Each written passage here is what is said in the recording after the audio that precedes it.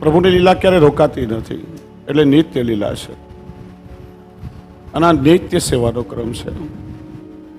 ઘણા વૈષ્ણવના મનમાં એવો પ્રશ્ન થતો હોય, ઘરમાં બીજો કોઈ સેવા કરી શકે એવું નથી, અન્ય કોઈ વૈષ્ણવને ત્યાં સેવા પધરાવી શકવાની વ્યવસ્થા નથી.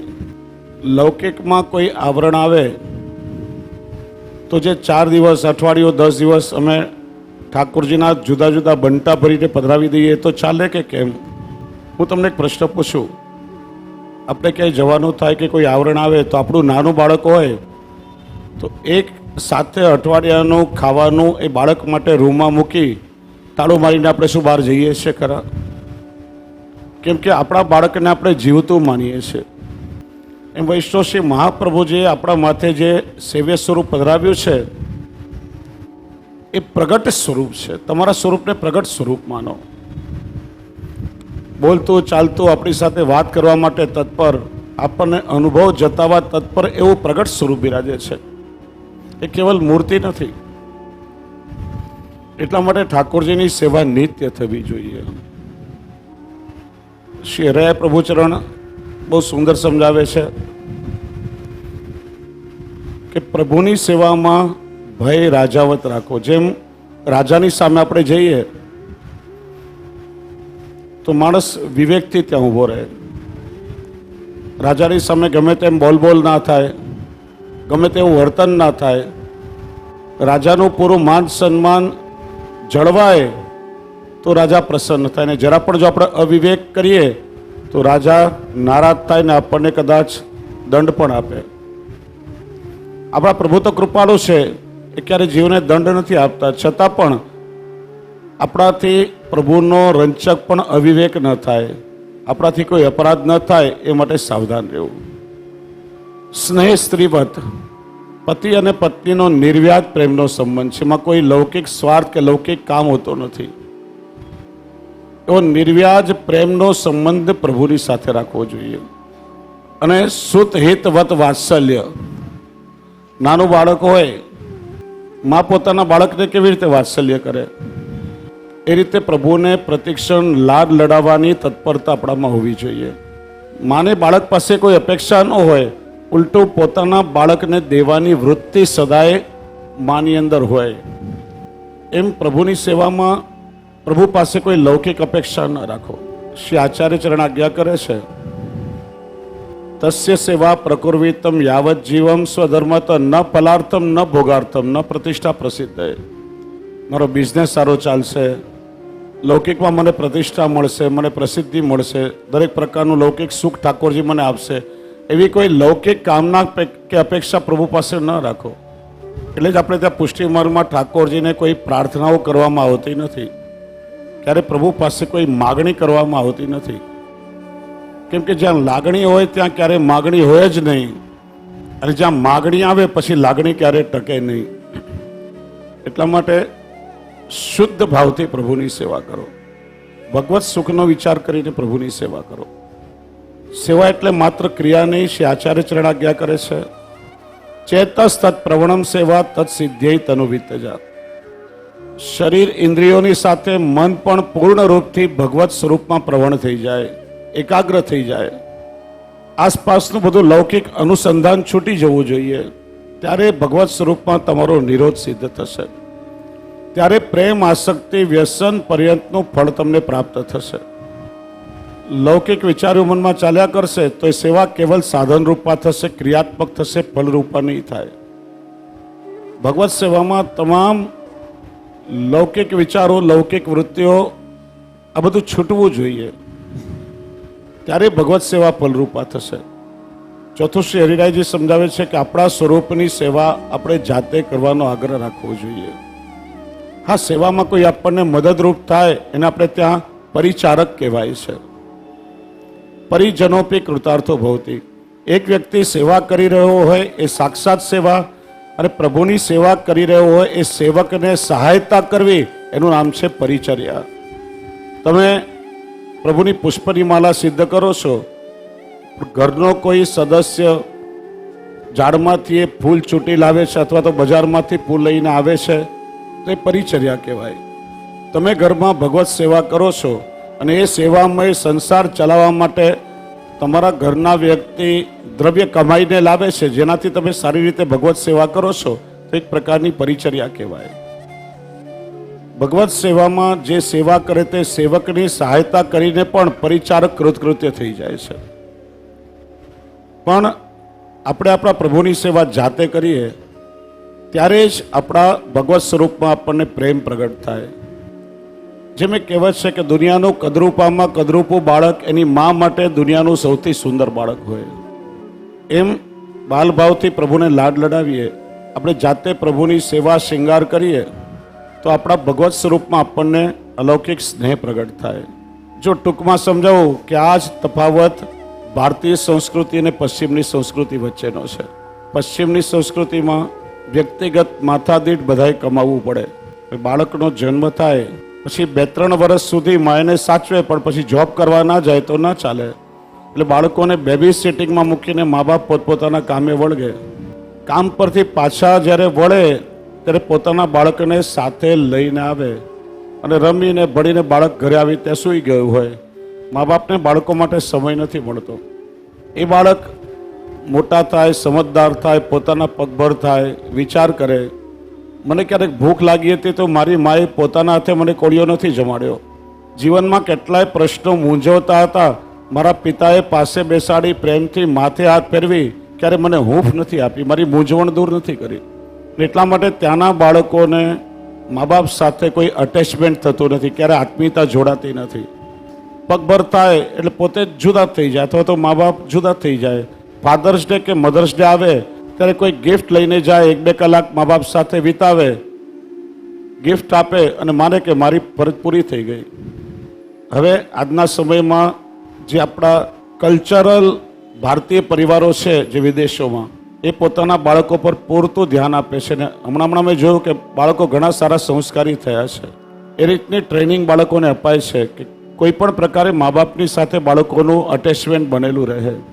જ્યારે આપણી પરંપરામાં પુરુષ ધનોપાર્જન માટે બહાર કમાવા જાય, પણ ઘરની સ્ત્રી છે ઘરની બધી વ્યવસ્થા સંભાળે, બાળકોનું જતન કરે, બાળકનું લાલન પાલન કરે, પોષણ કરે, પોતાના હાથે બાળકના માથામાં તેલ નાખે, એને નવરાવે, એને કપડાં પહેરાવે, એના વાળ ઓળી દે. એટલે માને પણ બાળકમાં ખૂબ વાત્સલ્ય ભાવ આવે અને બાળકોને મા બાપ સાથે અટેચમેન્ટ થાય. એમ આપણા પ્રભુની સેવા આપણે જાતે કરીએ ત્યારે ઠાકોરજીના સ્વરૂપમાં प्रेम प्रकटता है. प्रेम धीरे धीरे आसक्ति में परिणमे और आसक्ति उससे कहते हैं जो आसक्ति है मगर जा नहीं सकती. ज्यां सुधी प्रभुनी सन्मुख ना थईए त्यां सुधी मन में तालावेली लागेली रहे, क्यारे प्रभुनी सन्मुख थईश, क्यारे मारा प्रभुनी झांकी थशे. आम सतत भगवत सन्मुखतानी आरती मन में बनी रहे. ज्यारे प्रभुनी सन्मुख आपणे थईए, प्रभुना दर्शन थाय त्यारे ज मनने आम शांति मळे, ठंडक थाय. प्रेम અને આસક્તિ સાધન અવસ્થા છે અને એ સેવા જ્યારે ફલરૂપા થાય ત્યારે જીવને વ્યસન અવસ્થા પ્રાપ્ત થાય છે. એ જીવ ઠાકોરજી વગર ક્ષણ માત્ર રહી શકતો નથી. પણ પુષ્ટિ માર્ગની ફલદશા તમે જુઓ, જીવ તો પ્રભુ વગર ન રહી શકે, પણ ઠાકોરજી પોતાના જીવ વગર નથી રહી શકતા. માઈ મેરો શામ લગ્યો સંગ ડોલે, જીત જાઓ તિત આડો હી આવે, બિના બુલાએ બોલે. પરાધીને તો મર્યાદા સ્વાધીના પુષ્ટિનો ઉચ્યતે. મર્યાદા માર્ગમાં ભક્ત ભગવાનને આધીન છે, ત્યારે પુષ્ટિનું ફલ એ છે કે ભગવાન પોતાના ભક્તને પૂર્ણ રૂપે આધીન થઈ જાય છે. ભક્તના મનોરથ પ્રમાણે ઠાકોરજી લીલા કરે છે. સુરદાસજીનો પ્રસંગ છે ને કે યુગલ સ્વરૂપની લીલાના દર્શન કરી અને સુરદાસજીએ લીલાના કીર્તનો ગાય. એકવાર પ્રભુની લીલાનો અનુભવ સુરદાસજીને થઈ રહ્યો હતો અને પ્રમાણે એ લીલાનું ગાન સુરદાસજી કરી રહ્યા હતા. ત્યારે સ્વામીજીએ સુરદાસજીને આજ્ઞા કરી, સુરદાસજી આજે અમારો મનોરથ કંઈક જુદો છે. પૂછ્યું આજ્ઞા કરો, તો કે આજે અમારો મનોરથ છે કે તમે જેવા કીર્તનો ગાઓ એવી લીલા અમે કરીએ. ત્યારે સુરદાસજીના મનમાં જે ભાવ પ્રગટ થયા એ લીલાનું વર્ણન સુરદાસજી કરતા ગયા અને જેવું વર્ણન સુરદાસજી કરે એવી લીલા યુગલ સ્વરૂપ કરે. એમ પુષ્ટિમાં ભક્ત પ્રભુને આધીન થઈ જાય છે, પ્રભુ ભક્તને આધીન થઈ જાય છે. ભક્તના મનોરથ પ્રમાણે પ્રભુ લીલા કરે છે. આ જ પુષ્ટિનું પરમ ફળ છે. અને જીવ જ્યારે વ્યસન અવસ્થાએ પહોંચે ત્યારે પ્રતિક્ષણ એને ભગવત સેવા અને ભગવત લીલાનું અનુસંધાન બનેલું રહે છે.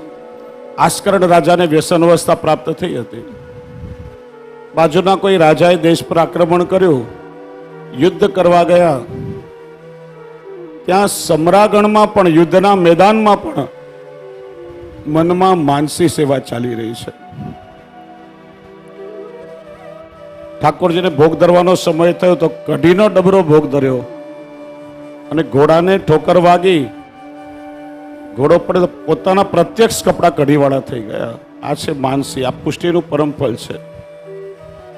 કે છે આસ્કરણ રાજાને એવી માનસી સિદ્ધ થઈ હતી. શ્રી ગુસાઈજીએ પોતાના પરિવારને આજ્ઞા કરી હતી કે આસ્કરણ રાજા ગમે ત્યારે આવે, પ્રભુને ભોગ આવ્યા હોય કે ના આવ્યા હોય, તમારે આસ્કરણ રાજાની પાતળ કરી દેવી.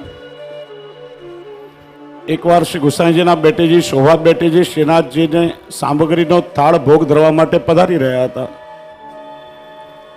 અને કોઈ આવીને કહ્યું કે આસ્કરણ રાજા આવ્યા છે. ત્યારે એ શ્રીનાથજીની સામગ્રીમાંથી પાતળ કરીને આસ્કરણ રાજાને ધરી દીધી અને બીજી વખત શ્રીનાથજી બાવાની સામગ્રી સિદ્ધ થઈ અને પછી રાજભોગ આવ્યા. રાજભોગ ધરવામાં થોડો વિલંબ થયો. ભોગ સરવાની ખબર આવી. શ્રી ગુસાઈજી પૂછ્યું, આટલો વિલંબ કેમ? તો કે આસ્કરણ રાજા આવ્યા હતા, એમની પાતળ ધરી દીધી. શ્રી ગુસાઈજી જ્યારે શ્રીનાથજીની સન્મુખ પધાર્યા, શ્રીનાથજી ખૂબ પ્રસન્ન થઈને હાસ્ય કરી રહ્યા હતા. પૂછ્યું, બાવાજી આટલી પ્રસન્નતા કેમ? તો કે કાજી આજે હું 2 વાર રાજભોગ અરોગ્યો. એકવાર આસ્કરણ રાજાના હૃદયમાં અને બીજું આપના નિજ મંદિરમાં. આ ભક્તના હૃદયમાં બિરાજીને પ્રભુ સ્વયં અરોગ્યા. આ પુષ્ટિ માર્ગની ફલદશા છે. એટલા માટે જ સેવાનું ફલ એ સેવા છે જ. પુષ્ટિ માર્ગમાં સાધન પણ ભગવત સેવા, ફલ પણ ભગવત સેવા. પ્રેમ અને આસક્તિ સાધન અવસ્થા, વ્યસન તન્મયતા ફલ દશા. પણ એ સેવાનું ફલ પણ છે પ્રભુની રસાનુભૂતિ, ભગવત સ્વરૂપાનંદનો અનુભવ. એ આપણું પરમ લક્ષ્ય છે અને એ માટે ભગવત સેવા આવશ્યક છે. એ ભગવત રસાનુભૂતિ ક્યારે પણ ભગવત સેવા વગર શક્ય નથી. એટલા માટે પ્રત્યેક પુષ્ટિ માર્ગી વૈષ્ણવે બ્રહ્મ સંબંધ લીધા પછી ઠાકોરજીની સેવાનો અવશ્ય આગ્રહ રાખવો જોઈએ. સેવાના અધિકાર માટે જ બ્રહ્મ સંબંધ લઈએ છીએ. રસકાનજીનો પ્રસંગ યાદ કરો. શ્રીજી બાવાએ શ્રી ગુસાઈજીને આજ્ઞા કરી કે હું શ્રી વલ્લભની સાથે બંધાયેલો છું એક વચનથી કે મારા દર્શનનો અધિકાર તો બધાને મળશે, પણ આપના દ્વારા જેને બ્રહ્મ સંબંધ થશે એને જ હું મારા શ્રીઅંગને સ્પર્શ કરવાનો અધિકાર આપીશ. બધાને મારા શ્રીઅંગને સ્પર્શ કરવાનો અધિકાર નહીં મળે.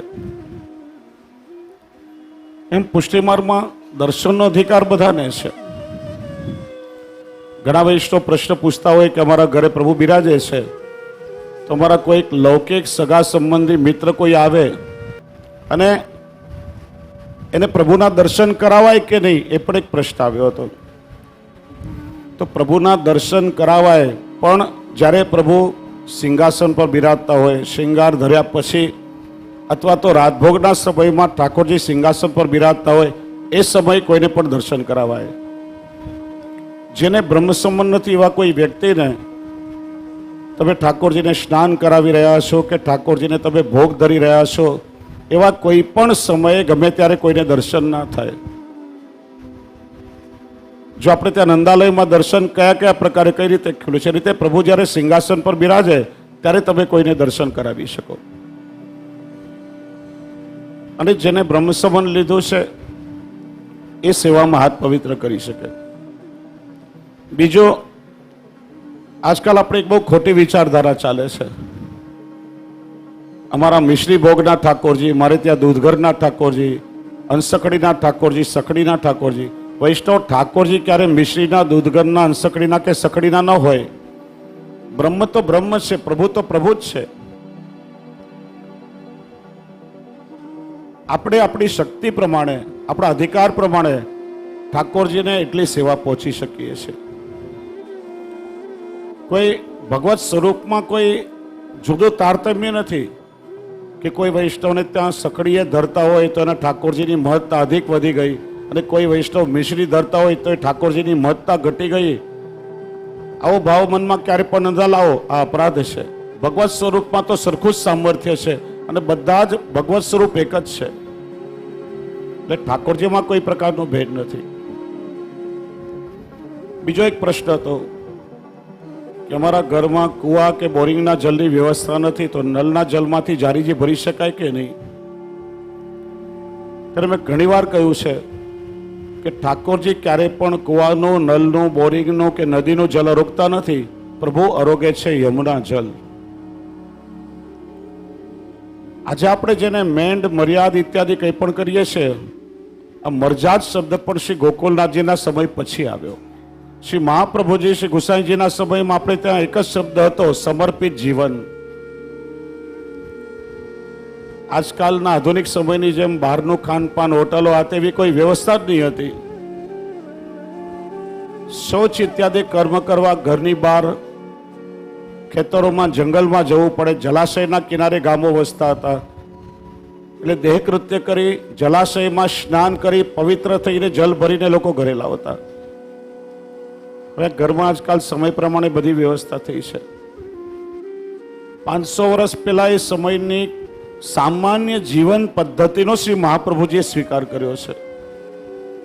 આ સેવાય કોઈ પણ પ્રકારના ભારરૂપ છે જ નહીં.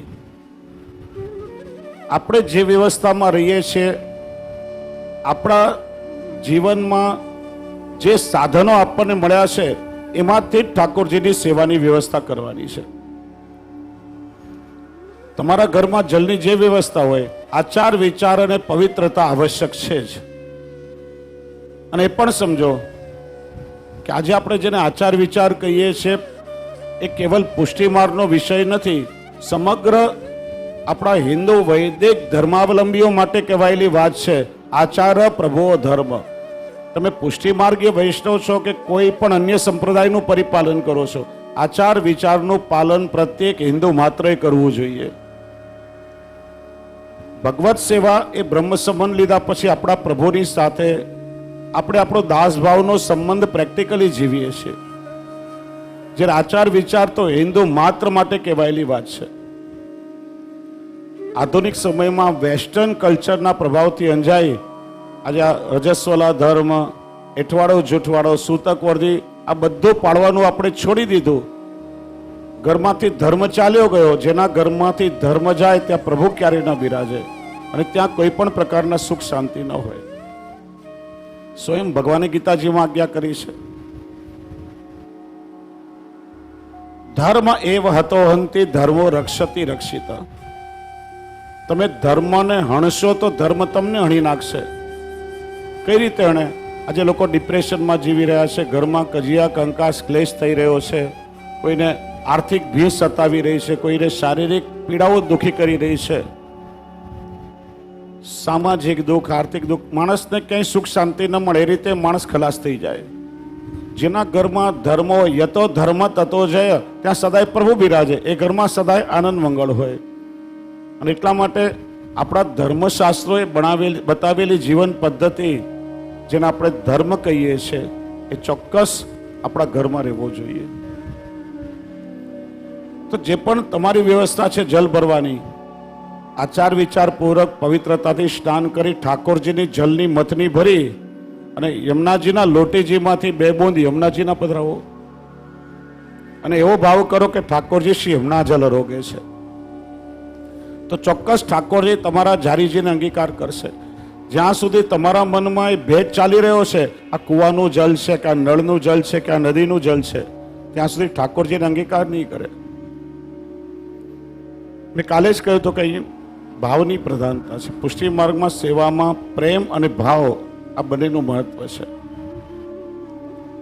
તો એટલા માટે ઘણા વૈષ્ણવને એવું લાગે કે સેવા બહુ કઠિન છે, અમારાથી નહીં થઈ શકે. વાસ્તવમાં સેવા કઠિન છે જ નહીં. જો લૌકિકમાં આપણું પેટ ભરવા માટે આપણે નોકરી કરીએ છીએ કે નહીં? ટેવાયેલા છીએ આપણે. ઘરમાં વડીલો વૃદ્ધ થયા હોય તો આપણે એમની ચાકરી કરીએ છીએ કે નહીં? નાનું બાળક હોય તો મા બાળકની સેવા કરે છે કે નહીં? તો પ્રભુની સેવા જરા પણ અઘરી નથી. અમે પ્રયોગ કર્યો હતો કલ્યાણમાં, અમરેલીમાં 2-3 જગ્યાએ કે ઘણા વૈષ્ણવોને સેવાનો ભય છે કે એમને બહુ કઠિન લાગશે. અમારા તરફથી 51 વૈષ્ણવોને ઠાકોરજીના જાપીજી, ઠાકોરજીનું ખેલનું સ્વરૂપ, જારી બંટા વસ્ત્ર આભરણ આદિ પધરાવી આપ્યા અને કહ્યું કે 1 વર્ષ સુધી તમે પ્રેક્ટિસના રૂપમાં સેવા કરો, પુષ્ટાવ્યા વગર. સ્વરૂપનો આવિર્ભાવ નથી એટલે કોઈ એવો ભય ના રાખશો, ચિંતા ના કરશો. તમને જો ફાવી જાય પછી અમે તમને સ્વરૂપ પુષ્ટાવી આપશું, ના ફાવે તો પાછા અમારા ઘરે પધરાવી દો, પણ કોશિશ તો કરો. તમને આશ્ચર્ય થશે કે 3-4 મહિનામાં જ 51માંથી 49 વૈષ્ણવ ઠાકોરજીના સ્વરૂપને પુષ્ટાવીને સેવા કરવા લાગ્યા. બધો ભય નીકળી ગયો. આજે ઘણા લોકો કારણ વગર આપણને ડરાવતા હોય છે, સેવા કરશો તો આવું થશે, ઘરમાં ધ્યાન રાખવું પડશે. અરે પ્રભુ આપણા પોતાના નિજ જન છે. જો આપણા ઘરમાં પ્રભુ બિરાજે છે તો આપણા ઘરને ઠાકોરજી પોતાનું ઘર માને છે, આપણા પરિવારને પ્રભુ પોતાનો પરિવાર માને છે. પણ તકલીફ ક્યાં છે કે આપણે પ્રભુને પોતાના માનતા નથી. જે દિવસે તમે ઠાકોરજીને પોતાના માનશો ત્યારે ઠાકોરજીની કૃપાનો અનુભવ ચોક્કસ તમને થશે. હું તમને એક પ્રશ્ન પૂછું કે આપણે ઘરમાં રહેતા હોઈએ અને પરિવારનો કોઈ સભ્ય હોય એની આપણે વારંવાર ઉપેક્ષા કરીએ તો લોકોને ગમે ખરા? ઘરમાં કોઈને બધાને અપેક્ષા હોય કે અમારી સાથે હસીએ બોલીએ, એવી રીતના બધાને એકબીજાથી અપેક્ષા હોય છે. એમ પ્રભુ આપણા નિજ પરિવારના આપણા એક પોતાના છે સદસ્ય, એમને પણ અપેક્ષા હોય કે અમારા જીવો મારી સાથે વાત કરે, મને થોડો સમય આપે, મારી પાસે રહે. અને પ્રભુ ઘરમાં બિરાજતા હોય ને આપણે પ્રભુની ઉપેક્ષા કરીએ, બધા માટે સમય મળે, પ્રભુ માટે સમય ન મળે તો ઠાકોરજીને પણ કેવી રીતે ગમે? બીજું, ચાલો તમે બ્રહ્મ સમન લઈ લીધું છે અને ઘરમાં પ્રભુની સેવા નથી, તો આપણી સ્થિતિ કેવી છે કે કોઈ કન્યાના લગ્ન થઈ ગયા હોય પણ હજી પિયરમાં જ રહેતી હોય, સાસરે જ ન જાય તો પોતાના પતિની અનુભૂતિ એને કેવી રીતે થશે? એમ બ્રહ્મ સંબંધ થયું, અલૌકિક પ્રકારે ઠાકોરજી આપણું વર્ણન કર્યું છે. અને પછી જો પ્રભુની સેવામાં આપણે પ્રવૃત્ત ન થઈએ તો લગ્ન થઈ ગયા પણ હજી આપણે સાસરે જ નથી ગયા, એવી આપણી સ્થિતિ છે. તો કોઈ પણ પ્રકારનો ભય રાખ્યા વગર શુદ્ધ ભાવથી તમે ભગવત સેવામાં પ્રવૃત્ત થાઓ. કેમ કે ઠાકોરજીની સેવા એ આપણો દાસ ધર્મ છે અને એ ભગવત સેવા દ્વારા જ ભગવત સ્વરૂપાનંદની પ્રાપ્તિ સુધી તમે પહોંચી શકશો, બીજું કોઈ સાધન નથી. તો ગઈકાલે